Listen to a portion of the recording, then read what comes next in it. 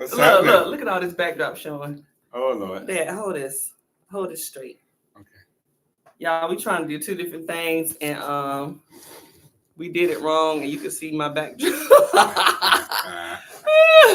Well, I don't know how to do it, so you won't see the backdrop. So just pretend like you can't see that backdrop. Okay, here we go. So you telling the people that? Yeah, they'll figure it out. Figure that. Oh Lord. Oh Lord, you didn't hit something Not else. yet. No. Not yet. Y'all, my backdrop didn't win anyway. We gonna hold it down so the you tail gotta hold end it don't come down. up. I will see how messy this room is. I told y'all I got cheerings. Anyway, we didn't have time. Dad, you getting chopped off on this one. Hold on, we're gonna turn this. So y'all gonna see even more background. There we go. Slide it this way. Yeah. Okay. Right there. I don't never had this many problems with it. Y'all pretend like this is stretching from both sides, but it's really just hanging. Okay. It's Nancy Jones here with my daddy, Spencer Barnes. Y'all see that smile so they can see how much we look alike. That's right. That's my twin. No, my girl right there. So I wanted to do something special because Father's Day is coming up. So I said, Dad, you want to come on my YouTube channel? He was like, yeah, no problem. So he just got here. He has no idea what I'm going to talk about, but he's cool like that. So we just going to go with the flow. I wanted to talk about 7 lessons that I learned from my father. Ooh. Now, I've learned more than 7, but these are the 7 that I wanted to share. The other ones belong to me, and y'all will not know those. Okay? And he was just about maxed out. It was just about maxed out. So, first lesson number 1 is, I don't know if I want to share that one first. Uh-oh. I ain't going to share that one first. I'm going to start from the bottom. Let's do this one. First one is pay attention to your surroundings. Do you remember telling me that? Absolutely. Why did you feel like it was so important for me to pay attention to my surroundings? I think because of the fact we get busy. Mm-hmm. This world is not what it used to be, mm-hmm. and people's purposes are not the same. Mm-hmm. So you have to watch what's happening around you. Always leave your way of escape, mm-hmm. just in case something come out. Yeah. Something start happening. Yeah. You got to be able to get out of there. It's like driving and not getting too close to somebody. Mm-hmm. You want to leave yourself out, mm-hmm. because people's intentions anymore are not pure. Not pure. So I just want y'all to know my daddy don't trust nobody. That's what he's basically trying to say. He trusts some people. Some people. Well, you can count on one hand. Yeah. And not use all your fingers. That's right. That you trust. That's and right. I agree with that. That's right. Pay attention to your surroundings. He would tell me, Nat, just watch. Because, I would go to the club. I would be out places. People be fighting and shooting in Pine Hills. Mm-hmm. And Dad would have me low-key paranoid. Like, listen, just keep your eye. Make sure you are somewhere where you can see everything. I said, Dad, I'm trying to dance. He's like, don't worry about dancing. You can dance and watch. So I'd be out there dancing like this. Looking around, trying to make sure I can see what was going on. All right, so that's number 1. I did good with that one. You did good with that one.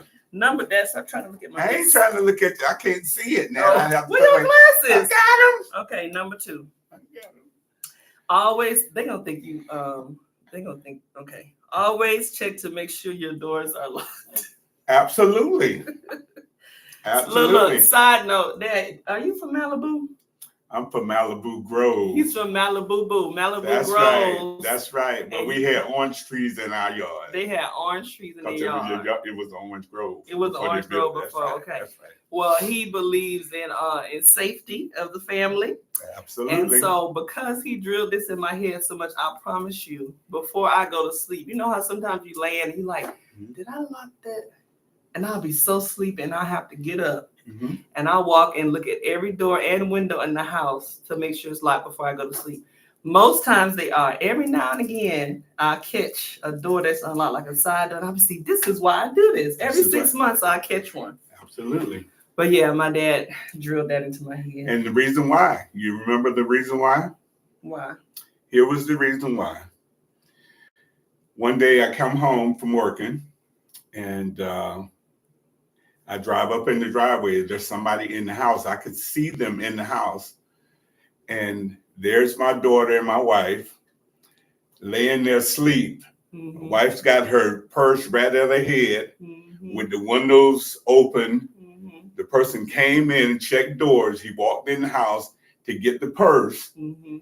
And when I showed up, he ran out the back. I actually caught him, but then I had to go and make sure they were all right. Mhm. And by the time I got up, he was gone.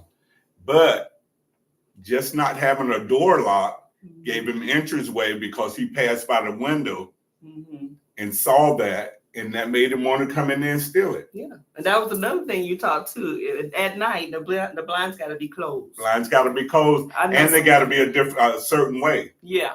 If your blinds are turned up, Mhm. you would have to look up in the house and you Mhm. can't see. But if they're turned down with the pretty side to you, Mhm. you can actually see right into the You house still see with the into the house. blinds. Yeah. So those of you ladies who don't know this, at night when it gets dark outside, close your blinds, especially if your lights on. If your lights are on and your blinds are open, the whole neighborhood can see what's That's going right. on in your house. So And put the smooth side out. smooth side out. See, my dad was Rough serious about side it. in. He's very serious about this stuff, guys. This is you're gonna understand why I am the way I am by the time we're done with this video. Okay, now we're getting into something spicy. All right, spicy. This is when I was dating and having guy problems. My daddy told me, you cannot control a man. Absolutely. He wanted me to know, Natalie, no matter what you do, you cannot. First of all, I want to let y'all know my dad is not a small man. I'm sitting on a chair that's higher than him. That's why it looks like I'm this way. We're about the same height, but I'm sitting on the stool and he's sitting on the chair, just so y'all know. For those of y'all that's like, why that daddy so small? Okay. You She's cannot. not the milkman's daughter. I'm not the milkman's daughter. So you cannot control a man. What made you tell your only child at that time that? What made you tell me that? Because we have a tendency, women Mm-hmm. in general, have a tendency to like a person, right? Mm-hmm. And they want to change that person to who they want them to be. Uh-oh. And it's not going to happen. It's not going to work. Because usually who you meet that's just how they are. Mm-hmm. And men are different from women. Their thought processes are different. Mm-hmm. Their goals and their the things they're trying to reach, the things they're trying to get to are different. Mm-hmm. Are different. Mm-hmm. So you can't change a man because, and I don't want to go too deep, but God put the man as a leader in the house, Mm-hmm. right? So only God can actually change that man. Uh-oh. Only God can change the heart of that man. Mm-hmm. His wife can only support him Mm-hmm. because they're in this thing together. Right. But it would take God to change a man. So when you think you can, it's only temporary. Right. Because he's gonna do whatever it takes to get his wants. goal. Right. Right. And then he'll switch up on you. Real quick. And you think it's a switch, but it's really who he is. Wow. Did y'all catch that, ladies? You cannot control a man. And if you think you can, think again. I did that on the fly.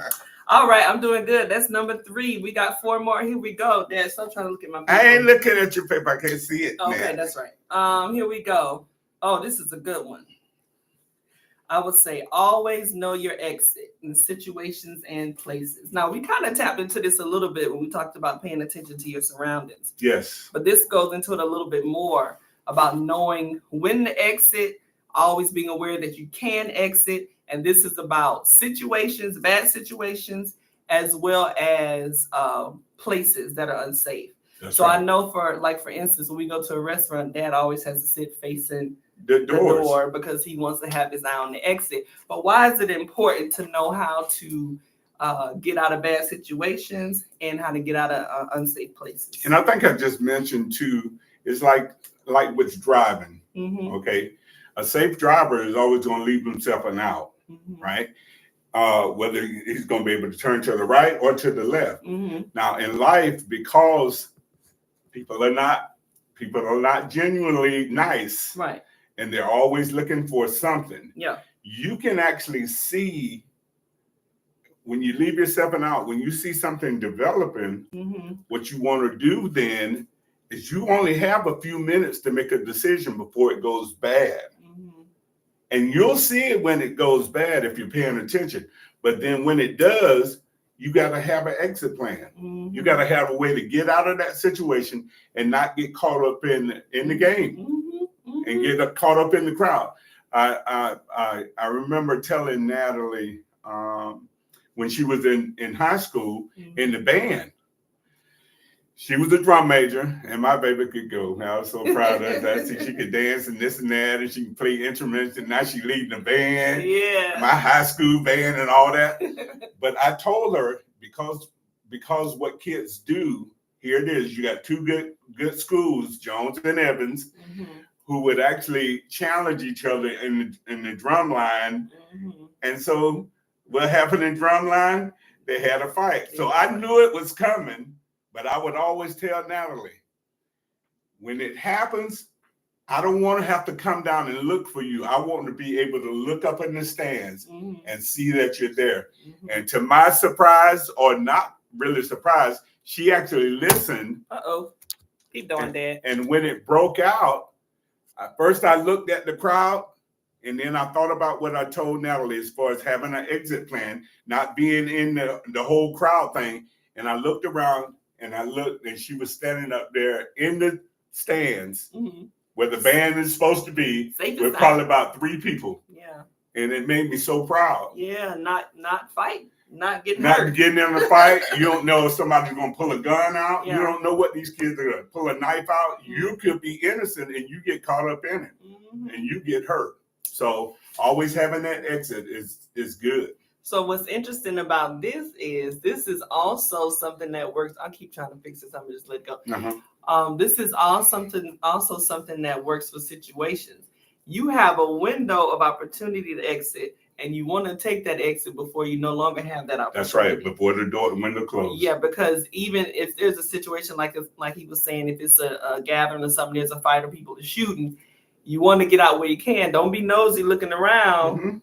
And then mess around and get shot, and then you can't leave. Right. But not just places, but situations, relationships, dangerous situations, dysfunctional situations that you need to get out of. You need to know when it's time to go. That's right. And not be afraid to get on out of there. Get on out of there. Thinking you can change it by waiting it out. Don't wait. That's right. Hit the gate. Ooh, that's my second time. Don't wait. 2 of them. Okay. Okay, we got a few more. 2 more. 3 more. Dad. Okay. I know you can't see it.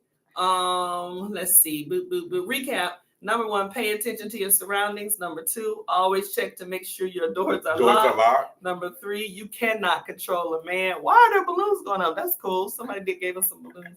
Okay. Number 4, always know your exit situations and places. Yes. Number 5 is don't let anyone control you. I knew you were going to like that. Oh, my God. This is something that my father taught me, not only in word, but in action. I watched many a time as people would try to control my father, and he would bucket like a bull. That's right. And I would say, why do they keep trying? It's not going to work. But they try. I'm going to tell you why they try. Because he's cool, he's laid back, he's calm. And sometimes when you're that way, people think that they can control you. That's and right. Then out of nowhere, he turns into a lion, and then they get mad. Dad, why did you want me to know to never let anybody control me? Well, first of all, controlling, when you go into the biblical sense of it, manipulation and control, the Bible says it tends to witchcraft. First of all, I don't want no witches and goblins around me. Right. Second of all, with control, people will always try to change you to be who they want you to be. But if you change yourself, who then are you going to be? Right. And my thing was always, I'm going to be who I am regardless, because I'm not going to be what you want, because it's my life to live. That's right. And my life has to be patterned on my life, because God has a purpose for all of us individually, and my role is not going to be your role. So why would I change for who you want? So when somebody tried to change or really try to do it, even with trying to be embarrassing, making the situation tight to where everybody thinks you ought to change, bump them. Thank you for keeping it PG. I'm trying to do the best I can. This is a family channel. I'll walk it. He said bump them. I appreciate that. But yeah, and why do you think it is that we have so many people out here trying to control other people? What is it that makes people that way? Because I tell you what it is, and I see it like this. People really don't know who they are, right? Mm-hmm. So if they can get a crowd of people to come in, maybe they can pick out who they think they might want to be, stimulate, and they can get it from that. Yeah. Or they're really not comfortable with who they are, right? Mm-hmm. And they just want a gang to agree with them because they haven't found out who they are, or they want them to validate them and make them feel good, because that's what people want anyway. They want people want people to feel good about them and who they are and the things they do and all that. Yeah. When ultimately people really don't care. No. They don't care. They'll put on to get what they can get from you. Yeah. Even if it's a friendship or some kind of way to get to a goal they're trying to get at, but they really don't care. Mm-hmm. But most people try to find a group instead of standing alone. And if you can stand alone and be who you are, you'll be very successful. Yeah, because most people need a crowd. That's true, and that is a consummate loner. That's not the right word, but he's a loner. Not that he doesn't like people. I love people. He loves people. However, small doses for some. Small doses for some. This small doses. But I'm telling you, you would not know if you put him at a party or somewhere. He's going to be the life of the party. But after a while, you're going to look for him. He's going to be sitting over in the corner somewhere. Watching these folks. Watching people. Because I know it's about to come out. He knows. A consumption of alcohol. Yeah. Their real personality to come out. Yeah. You just got to be able to do what you got to do. You got to keep your eye on them. Oh, Lord. Hey, we having so much fun. Facebook, I'm sorry. We got a bootleg set up today. That's why this is set up on my computer and keep going. It's okay. Y'all know what it is. All right. Don't let them control you. Oh, and another thing, sometimes there are different ways that people try to control you. Some people are overt and some people are covert. Overt control those are the people that are trying to control. They're not trying to hide it. They're trying to tell you everybody what to do. You know those people, they aggravate. But then you have those covert people who would try to manipulate you. And this is an example of covert control. I want you to do something. If you tell me no, I'll say, okay. And I want to say covertly, I passive aggressively withdraw from you. Yes. Attention or something that I gave you on a consistent basis, something so that you can feel there's a consequence for you not giving me what I want. Exactly. But I told you it was okay. Right. But it's really not. That's right. Because now you're looking for something that's always there and it's not there. It's not there. And I pulled it back so I could control you. That's that low key control that you got to watch out for. It's really hard to catch. We'll talk about that another time. All right, we got 2 more. We're doing good. Let me see the last one. Okay, I'm gonna do this one. So number 6 is out of the 7 lessons I learned from my father. Okay. You are not better than anyone, and no one is better than you. Absolutely. You are not better than anyone. That's humility. But ain't nobody better than you either. That's right. Confidence. That's right. Humility and confidence. There's a balance you have to have. If you meet somebody who's all humility and no confidence, you just want to protect them. Like, come on now, don't let people run over you. Exactly. But then if you meet people that are confident and they have no humility, you want to tell them you need to sit down somewhere you're not all that. That's right. So why is it important to have that balance? Yeah, yes. Between knowing that you're not better than anyone, but also nobody's better than you. Ooh, that's a good one. Yeah, you taught me that. Now, you did not exactly in those words, but that's what I gathered over my 20-something years under your tutelage. To have humility. And be good at what you do. you're thinking of people in general, Mhm. right? When you start to separate them, it's actually a selfish move, Hmm. right? Mhm. You've been selfish in your thinking. Mhm. To be overconfident Mhm. because you're good Right. doesn't make them bad. It just means that that could be your gifting. Mhm.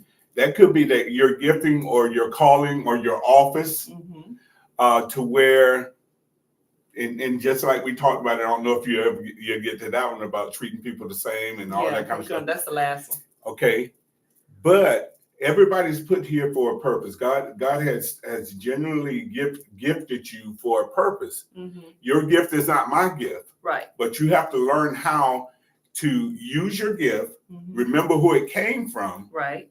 and in that you're good at it. Let people talk about you, and you not talk about yourself. Right. And to remember, it's not yours. Mhm. It was God that gave it to you. That's it. Now everybody else has a gift, Mhm. and you have to learn how to appreciate their gift Mhm. the same way you appreciate God giving you your gifts. Mhm. Because everything that He does and gives to us works for the common good Mhm. of the purpose that He has for His people. That's it. That's it. So everybody has a gift. Y'all Everybody heard has a that. gift. Everybody has a gift. So if you're having your moment, your gift is being celebrated and appreciated. Mhm. It's not an opportunity for you to feel like you're better than other people. That's right. It's just your moment for your gift. But there'll be a day where nobody's studying your gift right now, and That's right. someone else's gifts are being appreciated. That's right. And so learn how to celebrate other people and accept celebration when it comes to you. Be happy for the gifts that God has given you, and then also honor and value the gifts that He's put in other people. That's right. And it's kind of like this, and I would always compare it to music. I love music. Mm-hmm. What's the word? Plethora. A plethora of music. Of music. Mm-hmm. And then I think about an orchestra, a band. Mm-hmm. When the band's playing together, it's one band, one sound, right? Mm-hmm. But then when there's solo parts, Mm-hmm. that's your gifting. When your solo part, you got your 15 seconds, Mm-hmm. and you play to the best of your ability. When your time is up, Mm-hmm. you come right back into Mm-hmm. the group. That's it. One sound, one band, one sound, right? Yeah. Now somebody else comes up and they do the same thing. You appreciate and applaud them the same way because you're all part of the same group.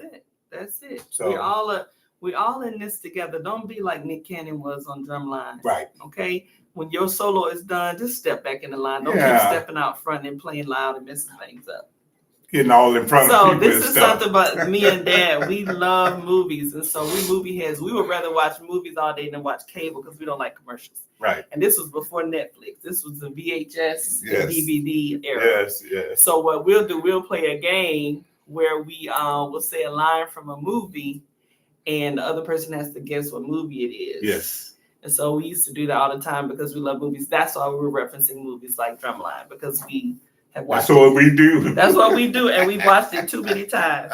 He just did a quote from my favorite movie of all time, which is 5 Heartbeats by Robert Townsend. What? And I know that movie verbatim from top to bottom, including the credits. That's right. So anytime he can pick any line from that movie, and I'll know exactly what he's talking about. All right, let's recap. Number 1, pay attention to your surroundings. I think this did balloons. Is this balloons?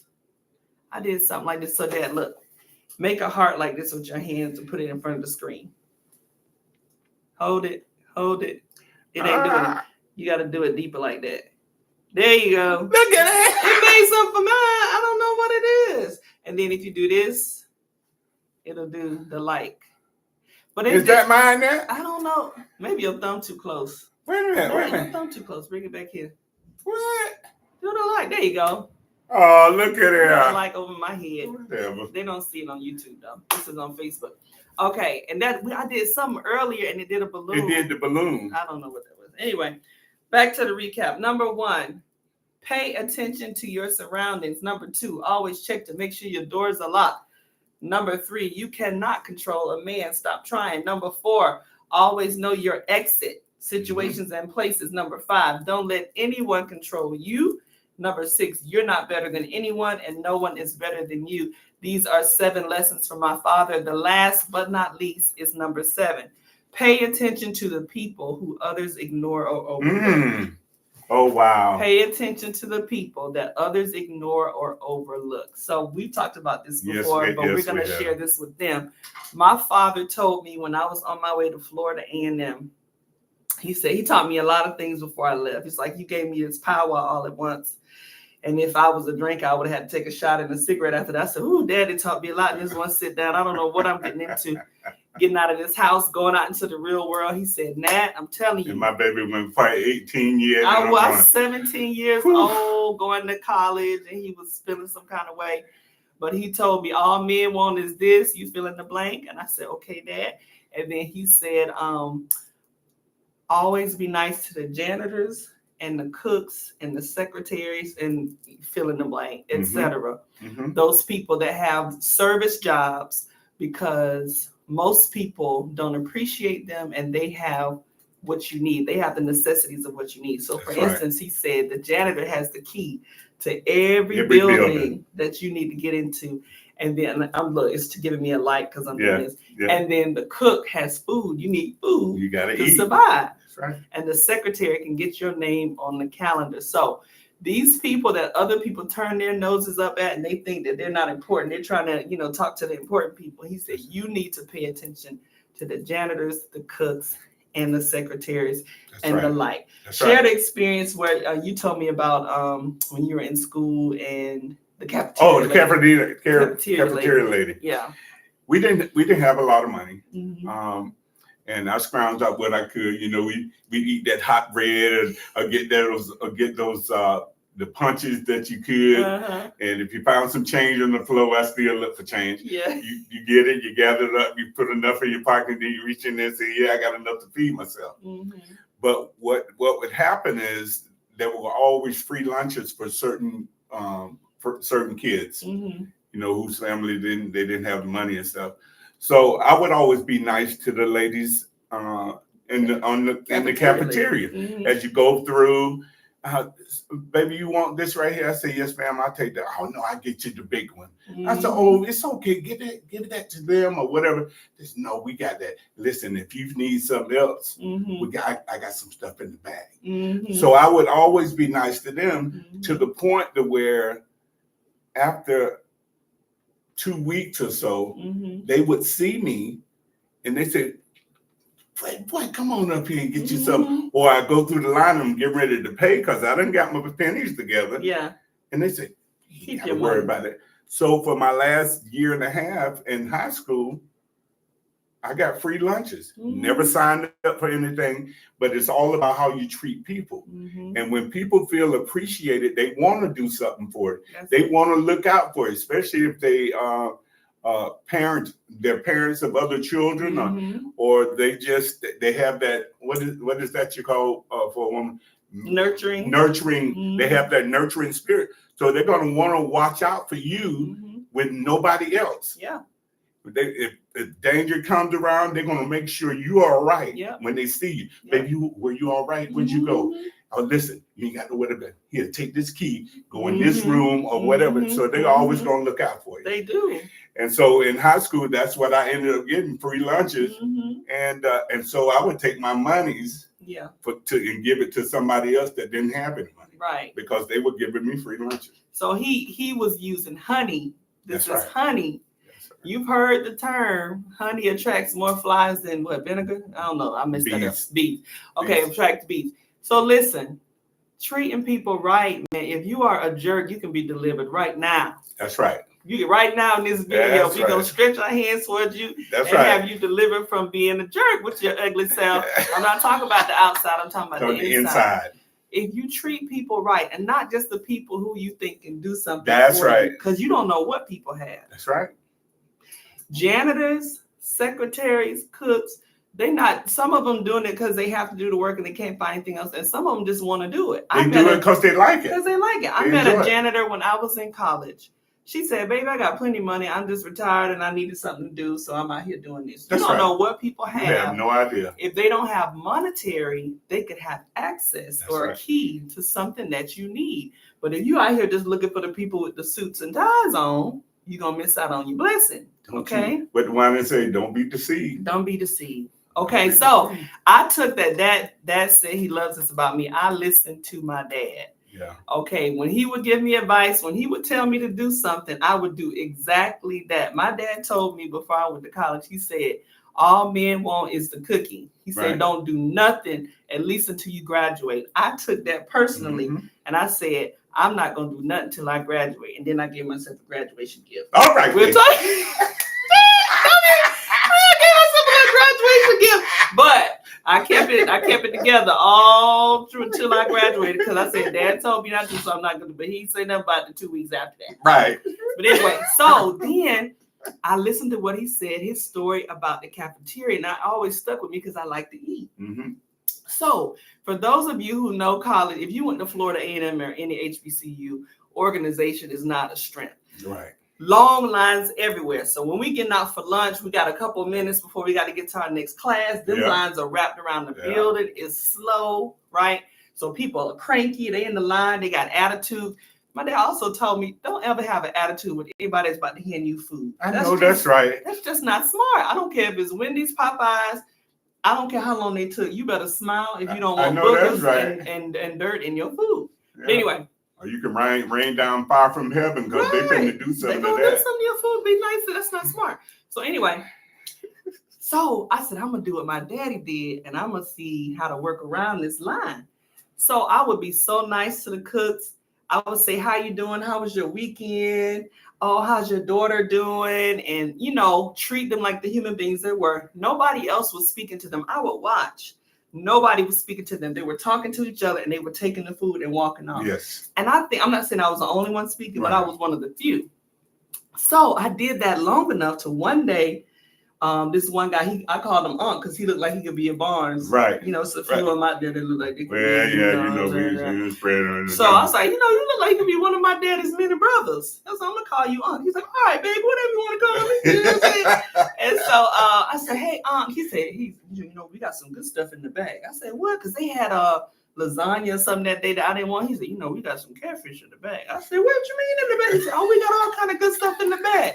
I said, we don't give y'all the good stuff. I said, well, that's right. I said, how I get some of that? He said, I'm going to slide you some of it today. I said, okay. So he gave me some. And people were asking, where you get catfish from? I said, oh, mind your business. That's right. Now you get out mine. You ain't want to talk to him. Now you want my catfish. Right. So eventually I started getting all the good stuff they had in the bag just because I was nice to the cook. One day, I was in the back of the line. They must have seen me come in the building and was looking for me. He stopped serving the other people, stepped out of the kitchen, said, hey, go sit down. We'll bring it to you. I said, what? I said, he said, sit right over here. And I sat down at that table. Everybody in the line was looking at me like, well, who she thinks she is? I'm sitting there. I'm family. They getting like some cold chicken or something, right? Right. He brings some hot catfish and some grits out the bag. I said, oh my gosh, this looks so good. He said, it is good. I made it. He said, hey, you want some hot sauce? I said, I want some hot sauce. He would have got that hot sauce, baby. I was down there. I was grubbing. And everybody's like, where did you get this from? It was favor that came from appreciating people that other people overlook. This is the number one lesson I learned from my dad in my 20s that helped me. Yeah. Then the janitors. I was nice to the janitors. I would always speak to them. I would go give them a hug. Yes. And one day I was hungry. I was mad. I was in class and they were looking at me and they told me, they motioned me to come over. So I got up and walked over there. What's wrong with you? I was like, I forgot my lunch money. I'm hungry and this class is boring. I said, okay, well, we'll see if we can help you. I said, oh, y'all ain't got to do nothing. I had money. I had just left it in my room. I went back to class. I'm trying not to fall asleep. I look up again. So I go over there again. They gave me it was like $60. I said, what kind of lunch y'all want me to get some lobster and stuff? Like, they ain't got no campus. They said, no, you're such a nice girl. You can use this as your lunch for the rest of the week. We just wanted to give you some. I said, well, thank you. So I appreciated that. Mm-hmm. And then Mr. Kitchen was his name on Florida A&M's campus. I had left something I needed to finish a project for my final exam. Mm-hmm. and the building was locked up. Mhm. My dad said the janitors have the keys. They got I'm the not getting keys to Mr. Kitchen in everything. trouble because it's been too long. He can't get in trouble now Right. because I'm telling this. He opened up that building for me, and he said, "You stay here as long as you need to. You just call me when you're ready, and When I'll you're come ready back to and get lock it out." up." I had the whole building to myself. I could have messed up everybody's grades, but I Right. didn't do that. What I did, that I've been like, I don't like this one, and I could have been all in the computers, but I just got what I needed and left. That's But right. one day he came up to me. He said, "You like roses?" I said, "Yeah, I like roses." He said, "Hold on, I got something for you." He brought me back. It was like 5 bouquets of roses Yes. to my desk. And everybody was like, Yes. "Why is he bringing her roses?" He said, "They just had a meeting in the other room. They had it decorated with roses. They just told me to throw it away." I said, "I can give these and that. See if That's she right. like flowers." This man brought me flowers. Why? Because I made him feel seen. That's right. He knew that he mattered to me. That's right. So in situations where he could bless me, it was nothing to just say. So then I had all these beautiful roses around my desk. Everybody thinking I had a boyfriend at the time, which I Right. did. I had 3. Right. But they didn't bring me no roses. That was Mr. Kitchen. That's right. He was so nice. That is a lesson. Take that to heart, you guys. Listen. Yeah. Pay attention to the people that everyone else is ignoring, because those people, those are the ones that God hides your blessings inside. That's exactly The right. one everybody trying to get to, they ain't even got nothing for you. That's right. They probably ain't even got nothing for you. That's right. They just acting like they do. You know what I mean? That's right. Dad, you did good. Thank you, honey. You tired? No, I'm all No, right. you good? I'm all right. All right, so we're going to recap and then we're going to wrap it up. Okay. 7 lessons from my father. Number 1, pay attention to your surroundings. Number 2, always check to make sure your doors are locked. That's practical. Number 3, you cannot control a man, ladies. I don't That's care right. how good your stuff is. That's right. All of it's good That's at some point or another. That's Okay. right. Number 4, always know your exit. That's situations and places. Who is this walking up to the house? It's some guy trying to sell Sell something. Solar, a True Green. Tell him to go away from No, her. Neil can handle it. Let me see. 4, 5. Don't let anyone control you. That's right. That's number 5. Number 6, you are not better than anyone, and no one is better than you. Number 7, pay attention to the people who other people ignore or overlook. Those are the 7, not all of them, Right. but the 7 that I wanted to share. Lessons that I got from my father. I want to tell you happy Father's Day. I know you're going to be Thank in you, Georgia. baby. You're not going to be here. You're leaving tomorrow. He just got back from Japan. Look, my dad think he grown out of he. Dad, you're not even retired. You kinda Konnichiwa. retired. He done went to Japan, him and Miss Pam, and got me this shirt that says Tokyo.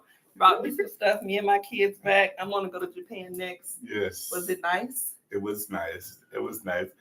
A lot of people, A lot of people. different culture, Different culture.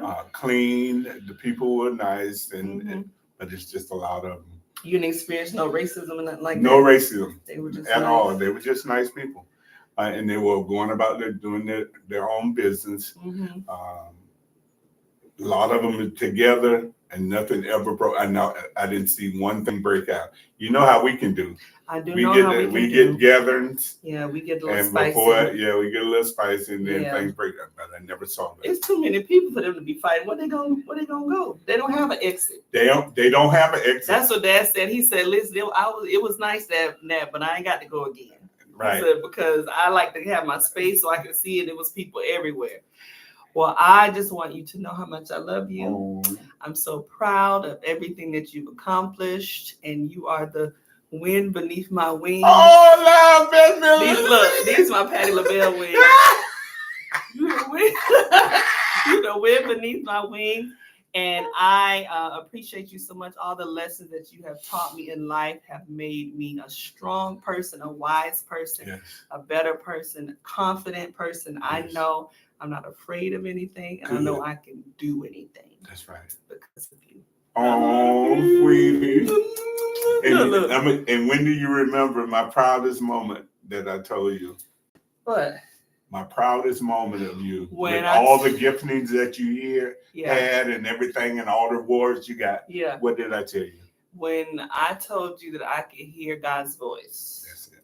then you said you didn't have to worry about me. You knew I would be okay. That is, like, y'all, if y'all say that you're a Christian or you're a believer in all this, your number one priority should be to hear God's voice and know it For yourself. for yourself, separate from your own thoughts, separate from what other people say. God That's told right. them to tell That's you. right. Okay, because That's right. people always talking about some God told them to tell you. Right. Okay, and if you don't know God's voice for yourself, you would think maybe He did say that. And you ain't got nothing to check it against. That's right. So that needs to be your number one priority. What does my Father's voice sound like? That's right. Okay, we got a lot of AI out here now. Okay. AI can do stuff that can replicate your voice. Yes. It can replicate your face. That's right. If somebody called saying that he was Spencer Barnes, I would know That's right. your voice. I would say, That's no, right. something don't sound right, because I know how Daddy talk. That's right. The Bible says what? My sheep Know my voice. and another they will not follow. That's right. So if you really are a follower of Christ, if you really are a believer, know his voice. If you don't, make that your number one priority. Once you know his voice, I don't care where you are. It don't matter. He can get the message to you. I promise you, I tell people all the time, when I was out there trying to sin and have fun. Right. I mean, you have fun without sinning, but Right. that sin fun is different. Right. It's a little spicy. It hit different. So I'm out there having sin fun, right? I'm doing my thing. I'm at the club. I'm drinking. I heard the voice of God. I was trying not to hear it Right. because I was trying to drop it low. Right. And he went right down there with me and said, you heard what I said. You heard And he what I said, said. and he spoke to Get me. your And I behind out knew, of I here. said, I know the voice of God. I cannot ignore. And when he tells me something, I have to do it. That's right. So he told me to get out of there. And I did not want to, but I obeyed. So I had to fake a stomach ache and tell my friends, I gotta go. I can't go to the after party. They're like, well, we having a good time. I was like, I know, I just gotta go. I was mad and I left. But later that night, there was a shooting at that club. Damn. And I'm thinking, God just don't want me to have fun. Why can't I just have fun? I ain't number 21. Right. Why I got to hear his voice? Right. You never know. You need to know his voice, or he will never, ever steer you wrong. Never stay wrong. And that was your way of escape. And that was wrapping it back around to the exit. That was my exit. He was telling me to exit because he wanted to protect me, as a father does. Yes. My earthly father is protective. He protects me. My heavenly father, that's a whole nother level. He protects. He's serious by his children. He don't play. I was watching this movie. Y'all watch on Netflix. It's called Your Honor. Dad, find that. You're going to like that. Okay. But I'm watching this thing. They talking about a crime family and the power that people have. Some crime families have more power than government. Yes. They got judges on the payroll, cops. That's right. And so I'm thinking about power. So it's this father on that show that his son got hurt. And you talking about, I'm killing everybody. Anybody that had contact with what within the 8-mile radius of where he was killed, everybody died.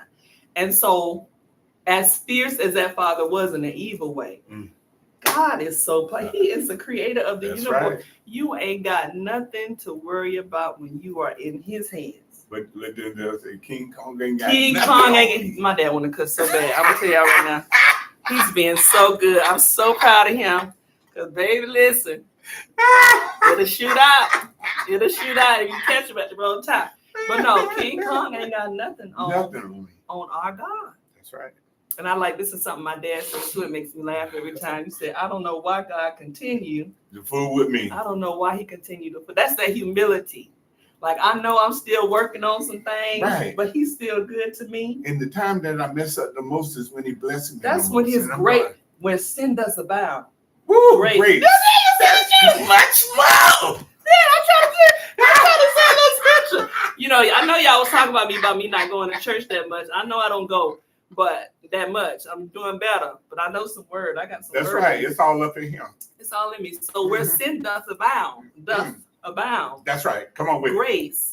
Doth even more, much more abound. Yes, right. So that means the more I mess up, the more he's gracious towards me, because that's when the grace is needed. Did he love? I don't know why he loved me. I'm telling you right now, if I was him, I wouldn't be fooling with me. So that's something my dad says all the time. I don't know why God continues to fool with me. That's right. Because he's good and I'm not. Ooh, Jesus. Well, thank y'all so much for hanging out with me and my poppy today. Hopefully you have fathers in your life. And if you do, please show them how much you love them. This is Father's Day season. I think Father's Day is on Sunday. Yes. Dad'll be getting a call and a package from me on Sunday because he has to get on the road. But all of you stay safe They And I'll say, see you next time. Say bye, Dad. bye, y'all. God bless you. Bye. Okay, now this is when I hit finish. Boop. Okay, so that one's finished. That's Facebook Live. And then this is YouTube Live. Finish. Boop. So you're doing one on each one, huh?